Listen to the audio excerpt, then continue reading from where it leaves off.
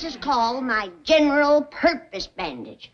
If you ain't sure what's wrong with your patient, it generally takes care of it. They were the most watched family on American television, but the man playing the calm patriarch had already survived something that almost killed him before the show existed. His co-star served in the Navy, ran for Congress, and was betrayed on the radio by the man she sat beside for 9 years. And one cast member never saw the finale, murdered in her own home by the Manson family while 8.5 months pregnant. 64 years later, this is where they all are. The Beverly Hillbillies.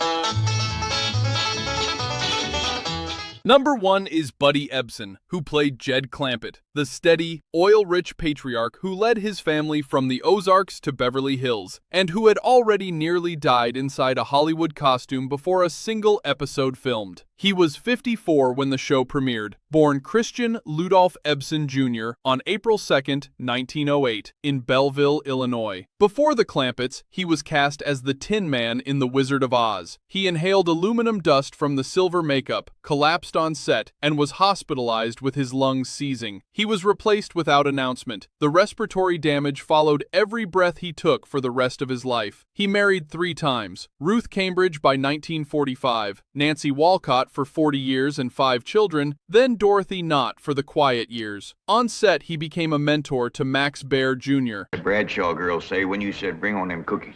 Well, she just held up them cookies like this. Maintaining the steady professionalism of a man who had already learned what Hollywood could take. After the show, he escaped typecasting entirely, reinventing himself as Detective Barnaby Jones. 6 more seasons, a second career most actors never get. You like it when the young fellas around here come in seeing it, and they will. He died on July 6, 2003, from respiratory failure at Torrance Memorial Medical Center at age 95. He is buried at Pacific Crest Cemetery in Redondo Beach. Jed Clampett was the wisest man in Beverly Hills. Maybe it's for the best that you know about that poor woman next door, Ellie. How you can pitch in and help us get her killed. Buddy Ebsen was a dancer who nearly suffocated in a costume in 1939 and spent the next 60 years breathing carefully around the damage. Number 2 is Irene Ryan, who played Granny, the shotgun-toting 5'0" matriarch who could stop a scene cold with one look, and who, at 70 years old, was proving everything Hollywood had underestimated about her when her body finally said no. I hope it ain't as tough as its age. That is a flamingo. She was born Jessie Irene Noblet on October 17, 1902, in El Paso, Texas. She had spent decades clawing through vaudeville, radio, and bit parts in an industry that discarded women past 40. 2 marriages, Tim Ryan, then Harold Knox, both dissolved. No children, devoted entirely to the work. No man is ready to get married. You gotta get him ready.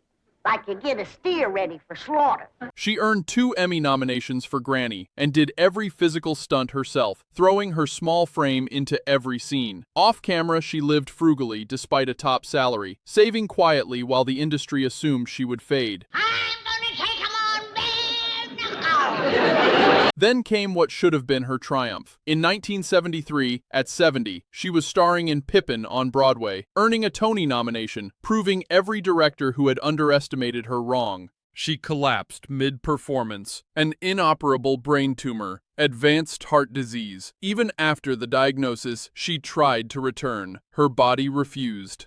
Daisy, you doll. You still got it.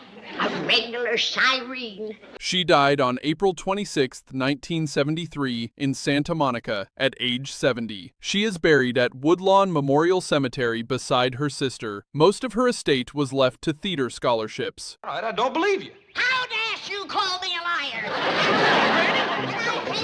Granny had more fight in her than anyone in Beverly Hills. Irene Ryan had been fighting since she was 11 years old, and at 70 she was still winning, until she wasn't. Number 3 is Nancy Kulp, who played Miss Jane Hathaway, the efficient, bird-watching secretary with an inexplicable crush on the magnificently dim Jethro, and who had, before she ever put on that prim suit, served her country as a naval lieutenant, written journalism for a celebrity newspaper, and earned 2 university degrees. She was born on August 28, 1921, in Harrisburg, Pennsylvania. George Cukor personally pulled her from behind a studio publicity desk and told her she was wasting herself. She earned an Emmy nomination for the role in 1967. Holding a beauty contest at the Springs this week, and someone in this very room has the face and the figure to win. In 1984, she ran as the Democratic congressional candidate for Pennsylvania's 9th District. I understand she is unhurling here today, and naturally, she would set the new style trend just as she always does. A Republican stronghold she knew was a long shot. What she did not know was what was coming over the radio. Her co-star, Buddy Ebsen, volunteered to record an advertisement for her opponent, telling voters she was too liberal and he had to go with Bud Schuster. Kulp called it rotten. She lost with 34% of the vote and did not speak to Ebsen for years. A brief, quiet reconciliation came only shortly before her death. In 1989, at 67, she came out publicly, telling author Bose Hadley she was the other sort and that birds of a feather flock together. She died on February 3, 1991, in Palm Desert, California, at age 69 from cancer of the larynx. Her headstone reads, Miss Jane Hathaway. Nancy Kulp served in wartime, ran for Congress, was betrayed by her own co-star, and came out at 67, which in 1989 took more courage than anything she ever did on screen. Number 4 is Max Baer Jr., who played Jethro Bodine, the lovable, ceaselessly dim nephew who aspired to brain surgery and double-knot spy work with serene, unshakable confidence, and who became quietly and deliberately the richest person this show ever produced. And you know what I got figured out? What? This here rascal must be what you call a billiard. He was 24 when the show premiered, born Maximilian Adelbert Baer Jr. on December 4, 1937, in Oakland, California, the son of the world heavyweight boxing champion. He did not audition. He drove his roommate to the casting call, wandered in himself, and was noticed. During a later callback, Irene Ryan bought him martinis at lunch. He returned to set disoriented, walked into a doorframe, offered a vacant grin and a slurred, "excuse me," and was hired. What that accident gave him publicly, it destroyed privately. After 9 seasons, Hollywood saw only Jethro. See, that is a little button, and pushing that button makes that plunger hit them chimes. Doggy. Every audition ended the same way. He said starvation was his motivation, because he was basically unemployable as an actor. In 1974, he produced Macon County Line on $225,000. It grossed $30 million, the highest return on investment in Hollywood history, until The Blair Witch Project in 1999. In 2008, his longtime girlfriend, Cher Rhodes, died by suicide at his Lake Tahoe home. He is 88 years old today, the last surviving cast member, worth an estimated $50 million. Is this Max Baer, Jethro? Yeah, you can decide. Jethro Bodine was the dumbest character on television. Max Baer Jr. turned one accidental audition into a $50 million empire and outlasted everyone. Number 5 is Sharon Tate, who played the recurring character Janet Trigo in the show's early seasons, and whose story is the most devastating one connected to any cast member of any American sitcom. She was born Sharon Marie Tate on January 24, 1943, in Dallas, Texas, the daughter of a U.S. Army colonel. She came to Hollywood at 19, signed a 7-year contract with producer Martin Ransohoff, and was placed in small roles on Mr. Ed and the Beverly Hillbillies, while Ransohoff kept her from larger parts, saying he did not want audiences to see her until she was ready. Mr. Helm? Yes. Oh!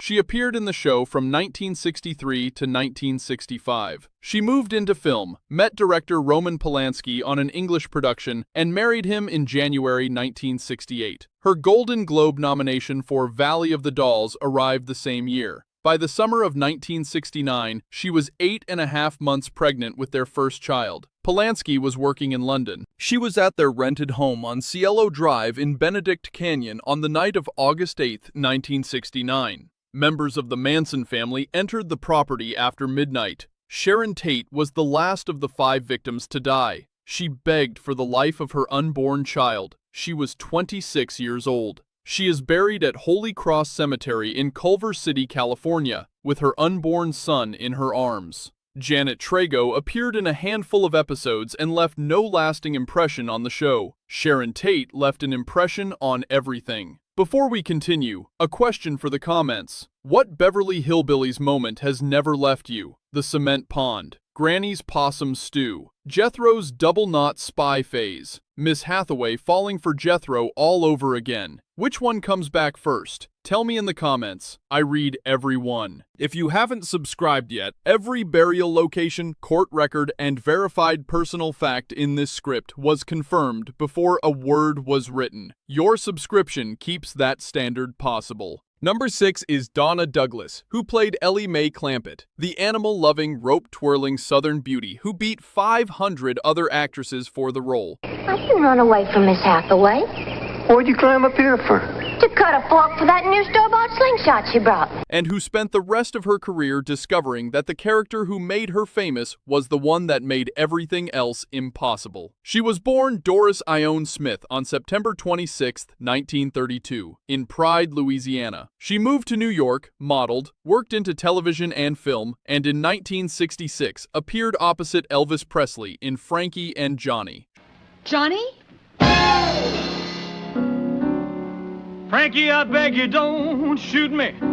She later said the Ellie Mae image followed her into every audition afterward, closing doors before she opened them. Her private life carried equal weight. She married at 17 in 1949, had her only son Danny in 1954, and the marriage collapsed that year, leaving her a single mother. Her second marriage, to Beverly Hillbillies director Robert Leeds in 1971, ended in divorce in 1980. As roles dried up, she turned toward faith, gospel singer, inspirational speaker, author, and returned to Louisiana. Lawsuits against Disney and Mattel over her likeness added strain to years already stretched thin. She was diagnosed with pancreatic cancer, almost always found too late. Her faith never wavered. She died on January 1, 2015, at Baton Rouge General Hospital, at age 82. She is buried at Bluff Creek Cemetery in East Feliciana Parish. Ellie Mae loved every creature she ever met. Donna Douglas extended the same grace to every person she encountered, and in Hollywood, that cost her everything. Number 7 is Raymond Bailey, who played Milburn Drysdale, the greedy, pinch-faced banker desperate to hold the Clampett fortune, and who had spent years before the show failing to break into Hollywood so repeatedly that he went back to sea. He was born on May 6, 1904, in San Francisco. He sailed as a merchant seaman across Asia and Europe, worked on a pineapple plantation in Hawaii, and returned to acting in his 30s out of sheer stubbornness. He eventually landed supporting roles, including a part in Hitchcock's Vertigo in 1958, before the Beverly Hillbillies made his pinched face nationally recognizable at 58. Colleagues described him as temperamental and difficult, a trait many attributed to years of rejection. He married Gabby George in 1951, no children. As the show's final seasons filmed, the sharpness that had defined Drysdale began to slip. Memory lapses appeared on set. By 1975, Alzheimer's disease had progressed too far to continue. He spent his remaining years largely as a recluse, occasionally keeping contact with Nancy Kulp, the one castmate who did not forget him. He died of a heart attack on April 15, 1980, in Irvine, California, at age 75. His body was cremated and his ashes scattered at sea, back to the water that had shaped him long before Hollywood knew his name. Milburn Drysdale spent 9 seasons scheming to keep money he could never enjoy. Raymond Bailey was rejected for decades, finally made famous at 58, and left no marker, just ashes on an ocean.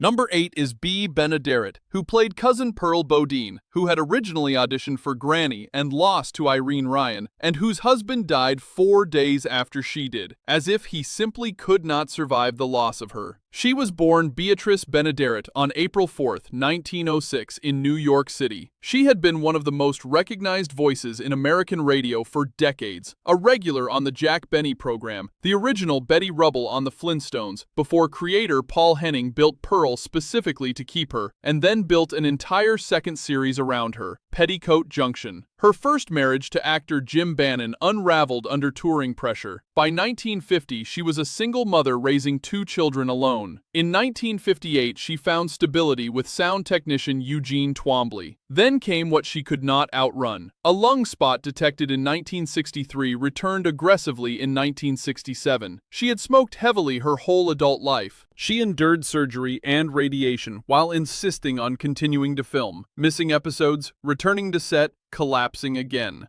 By September 1968, pneumonia compounded the cancer. She died on October 13, 1968, at age 62, at Midway Hospital in Los Angeles. She was buried at Valhalla Memorial Park in North Hollywood.